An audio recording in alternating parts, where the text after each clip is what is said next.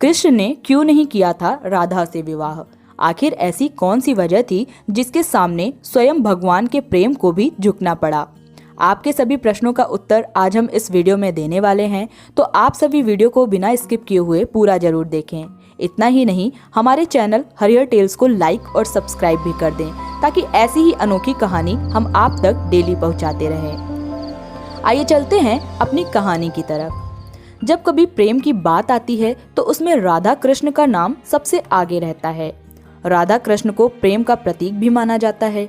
ग्रंथों में वर्णन मिलता है कि विष्णु भगवान हमेशा नए नए अवतार में अवतरित होते रहते थे। एक बार माता लक्ष्मी का मन हुआ कि क्यों ना हम भी अपने स्वामी के साथ नए अवतार लें ताकि हम उनकी सेवा और सहयोग कर सकें।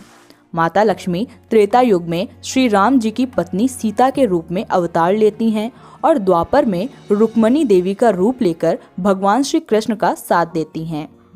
कुछ ग्रंथों में मिलता है कि लक्ष्मी माता द्वापर में विदर्भ देश के राजा की पुत्री के रूप में जन्म ली थीं। रुक्मणी के जन्म से राजा अत्यंत प्रसन्न हुए थे, परंतु रुक्मणी के जन्म के कुछ महीनों बाद पूतना नामक राक्षसी रुक्मणी को मारने के लिए राजा के महल में आई।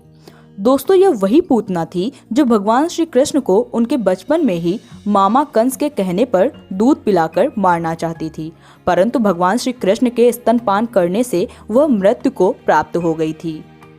वही पूतना माता रुक्मणी को भी स्तनपान कराने की बहुत कोशिशें की, परंतु माता रुक्मणी पूतना के स्तनों को छुई तक नहीं। पूतना जब माता रुक्मणी को स्तनपान कराने का असफल प्रयास कर रही थी, उसी समय महल में और लोग आ जाते हैं। बहुत सारे लोगों को आता देखकर पूतना माता रुक्मणी को लेकर आसमान की तरफ निकल पड़ी। रुक्मणी को ले जाता देखकर लोगों ने पूतना का काफी दूर तक पीछा किया। जितने लोग पीछा कर रहे थे, पूतना माता को लेकर उतना ही ऊपर जा रही थी। लोगों को परेशान देखकर माता रुक्मणी ने खुद को पूतना से आजाद कराने के लिए अपना वजन बढ़ा लिया। इतना ही नहीं, माता आजाद होने के लिए अपना वजन इतना ज्यादा बढ़ा लेती हैं कि पूतना उनका वजन उठा ही नहीं पाती है। वजन बढ़ जाने के कारण पूतना ने रुक्मणी को छोड़ दिया। उतने ऊपर से गिरने के बाद माता रुक्मणी धरती पर आकर एक सरोवर में कमल के फूल पर आकर विराजमान हो जाती हैं। मेरे दोस्तों, पूतना राक्षसी के कारण विदर्भ देश की राजकुमारी रुक्मणी मथुरा राज्य के एक गांव बरसाना के पास एक सरोवर में गिरी थी। उसी क्षण बरसाना के एक दंपत्ति वृषभानु और कृति सरोवर के पास से गुजर रहे थे।